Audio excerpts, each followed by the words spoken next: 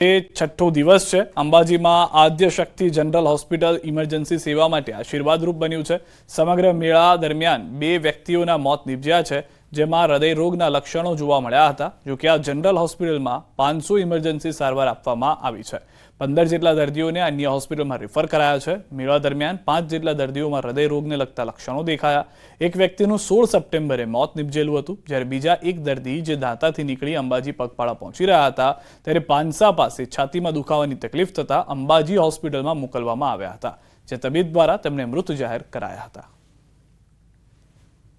અત્યાર સુધી લગભગ આશરે 500 જેટલા ઇમરજન્સી દર્દીઓની સારવાર કરવામાં આવી છે અને લગભગ આશરે 14 થી 15 દર્દીઓને રિફર કરવામાં આવે છે। અહીંયા જે દર્દીઓ આવ્યા છે તેમાં હૃદયરોગના, એક્સિડન્ટના, ખેંચના તેમજ અન્ય પ્રકારના રોગના દર્દીઓ આવેલા છે। હાલ જ એક દર્દી આવ્યો હતો જેને છાતીના દુખાવા સાથે આવેલું હતું અને તેને એટેક આવેલો હોવાથી તેની સારવાર આપીને તેને વધુ સારવાર સેટલ થયા બાદ વધુ સારવાર અર્થે એને કાર્ડિયોલોજિસ્ટના ત્યાં રિફર કરવામાં આવેલ છે। અને હવે વાત પ્રધાનમંત્રી નરેન્દ્ર મોદીના જન્મદિવસની।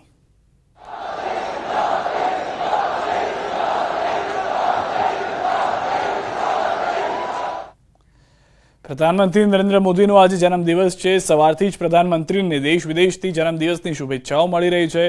રાજકોટ સાથે પીએમ મોદીનો જૂનો અને અનોખો નાતો છે। પ્રધાનમંત્રી બન્યા બાદ પણ તેઓ પોતાના જૂના મિત્રો સાથીદારોને ભૂલ્યા નથી। એમાં પણ રાજકોટમાં રહેતા ભટ્ટ પરિવાર સાથે તેમનો ખૂબ જ અંગત સંબંધ છે। ન્યૂઝ 18 સાથેની વાતચીતમાં આ પરિવાર અને અન્ય પાયાના કાર્યકર્તાઓએ પ્રધાનમંત્રી સાથેની અનેક યાદોને વાકોળી। સીએમ બન્યા પછી 2001માં અમારા એરપોર્ટવાળા રોડ પરથી નરેન્દ્રભાઈ સર્કિટ હાઉસથી એરપોર્ટ જતા હતા અને બાપુજી સવારની સંઘની નિત્ય શાખામાંથી પરત આવતા હતા। નરેન્દ્રભાઈ એમને જોઈ લીધા, એમની આખી કાફલો એરપોર્ટના ગેટ સુધી પહોંચી ગયો હતો અને એમણે રોકાવી દીધું પોતાની ગાડી। બાપુજીને એમણે જોયા એટલે સીધા અમારે ત્યાં બધા સિક્યોરિટીને દૂર કરી અને પછી બાપુજીને પગે લાગ્યા કે બાપુજી તમારા આશીર્વાદથી મને આ નવી જવાબદારી મળી છે, આશીર્વાદ આપો કે હું એમાં સફળ રહું।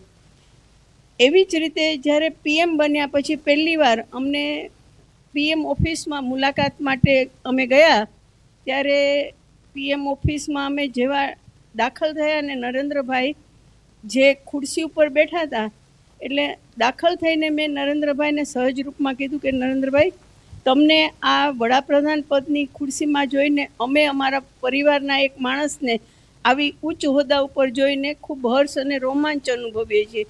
ત્યારે નરેન્દ્રભાઈના શબ્દો હતા કે જ્યોતિબેન, આ મારો પરિશ્રમ કે મારી આવડત નહીં, બાપુજી જેવા જે અનેક લોકોએ તપસ્યા કરી છે એનું પરિણામ આપણને મળ્યું છે અને આ ખુરશી એવી છે કે એ વડીલોના આશીર્વાદથી જ હું એમાં સફળ રહીશ। સંઘર્ષ કરવો એ મૂળભૂત સ્વભાવ એમનો। એટલે ઇન્દિરાજીએ જે રીતે કટોકટી નાખી, લોકોને મીસા નીચે જેલમાં નાખ્યા, એને ચેલેન્જના સ્વરૂપમાં શીખવાડ્યું અને એ સ્વીકારીને આંદોલનાત્મક જે કામ કરવું પડે એ બધા કામો એ વખતે અખિલ ભારતીય સ્તર ઉપર, ઉદાહરણ તે લોકોને એમ કહ્યું કે તમે શાખા લગાડો ને ધરપકડ કરો એટલે જેલમાં જાઓ, તો દેશભરમાં આખા દેશની અંદર આ આખી પ્રક્રિયા ચાલી અને લાખો લોકો જેલમાં ગયા, પણ એ ડિફેન્સ ઓફ ઇન્ડિયા રૂલ્સ નીચે ગયા, જેમાં બેઇલ મળતા હતા। મેન્ટેનન્સ ઓફ ઇન્ટરનલ સિક્યુરિટી મીસા, એમાં બેઇલ મળવાની કે છૂટવાની કોઈ સ્કોપ નહોતો, કારણ કે કાયદો જેવો હતો કે એને કોઈ કોર્ટમાં પડકારી ન શકે। તો એવા લાખો લોકો આખા દેશમાં જેલમાં હતા। એ લોકોનું મોરલ અપ રહે એના માટે અંડરગ્રાઉન્ડ પત્રિકાઓ હતી, એને છાપીને એમને પહોંચાડતા કે તમે ભલે અંદર જેલમાં હો, બહારે પણ તમારા માટે અને દેશ માટે મરી ફીટવા માટે લોકો કામ કરે છે। નરેન્દ્રભાઈનો હિસ્સો એમાં બહુ મોટો હતો। એ શીખના વેશમાં હતા અને હું એક સેલ્સમેનના વેશમાં એમની સાથે ઘણા સ્કૂટર ઉપર, મોટરસાઇકલ ઉપર પ્રવાસ કર્યા છે। કે નરેન્દ્રભાઈ સાથે અમારો પારિવારિક સંબંધ હોવાને કારણે એમની સાથે જ્યારે પણ મુલાકાત થઈ ત્યારે એમણે કોઈ દિવસ રાજકીય ચર્ચાઓ અમારી સાથે કરી નહીં અને અમે પણ ઈચ્છતા હતા કે ન થાય, પરંતુ પરિવારની પૂછપરછ નરેન્દ્રભાઈ સામેથી કરતા અને એ કહેતા કે હું આટલા વડાપ્રધાન તરીકેના મારા રોલમાં હું આ કામ માટે તમે આવો છો એટલે હું ફ્રેશ થાઉં છું.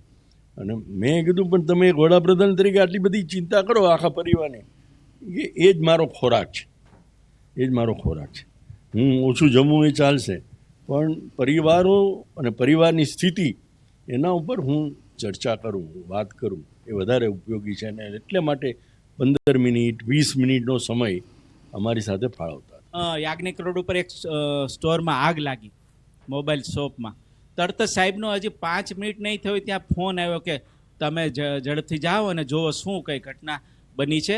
અને આ ત્વરિતતા મુખ્યમંત્રી તરીકે એક મહાનગરમાં એક રોડ ઉપરમાં એક મોટા શોરૂમમાં આગ લાગે અને તરત ચિંતા કરે, આ મને લાગે છે કે સંવેદનાપૂર્ણ એમનું વ્યક્તિત્વ, એક દ્રઢ નિચ્છાશક્તિથી કામ કરવાની શક્તિ. એટલા માટે વિકાસ કામો માટે પણ એટલી જ પૂછતા રહેતા. 2002ની વાત હોય કે 2010ની વાત હોય, 2014 હોય, સાલસ નિખાલસ વ્યક્તિત્વ. જ્યારે પણ એ કાર્યકર્તાને જોવે, અને મને યાદ છે કે નરેન્દ્રભાઈની સાથે ચૂંટણી પ્રચારમાં ફરવાનું થાય, કોઈ નાનો સામાન્ય કાર્યકર્તા અથવા કોઈ બાળક આવી જાય તો પણ નરેન્દ્રભાઈનું ધ્યાન દોરીએ. એટલે નરેન્દ્રભાઈ એવા અગત્યની મિટિંગ હોય કે અગત્યના કાર્યક્રમમાં પણ થોડું મોડું થાય તો ચાલે, પણ એમની જે લોકો પ્રત્યેની લાગણી, કાર્યકર્તા પ્રત્યેની લાગણી, સામાન્ય લોકો પ્રત્યેની લાગણી અને એક જે સન્માનની ભાવના હતી, એ અમારે સૌ કાર્યકર્તાઓ એમની પાસેથી અવિરત શીખવાની રહે. દેશભરમાં પ્રધાનમંત્રી નરેન્દ્ર મોદીના જન્મદિવસની પણ ઉજવણી થઈ રહી છે. ત્યારે વડનગરમાં વડાપ્રધાન નરેન્દ્ર મોદીને તેમના મોટા ભાઈએ શુભકામના પાઠવી. માદરે વતન વડનગરથી સોમાભાઈ મોદીએ નાના ભાઈને શુભેચ્છાઓ પાઠવી. તેમના નાના ભાઈ નરેન્દ્ર મોદીના લાંબા આયુષ્ય અને સારા આરોગ્ય માટે કરી પ્રાર્થના. સોમાભાઈ મોદીએ કહ્યું, પ્રધાનમંત્રી નરેન્દ્ર મોદી સાથે સમગ્ર ભારતની જનતા જોડાયેલી છે. નરેન્દ્રભાઈ દેશ માટે રાત દિવસ કામ કરે છે, જે બેમિસાલ છે. વધુમાં વડનગરમાં સેવાકીય કેમ્પ પણ કરવામાં આવ્યા.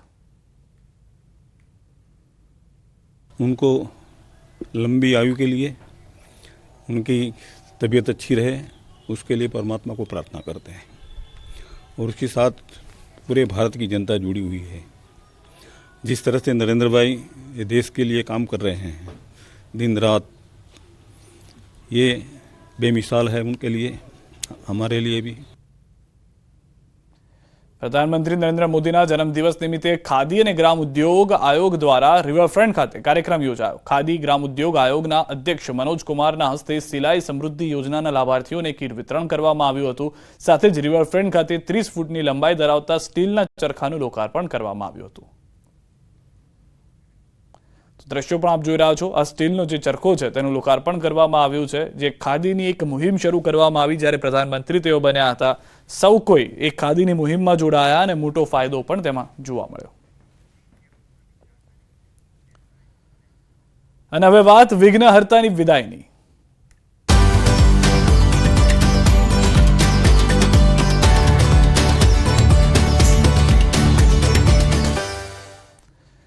સુરતના બારડોલીમાં ભક્તિભાવથી ગણપતિ વિસર્જન કરવામાં આવ્યું. સંવેદનશીલ વિસ્તાર પોલીસની દેખરેખ હેઠળ ગણેશ વિસર્જન કરાયું.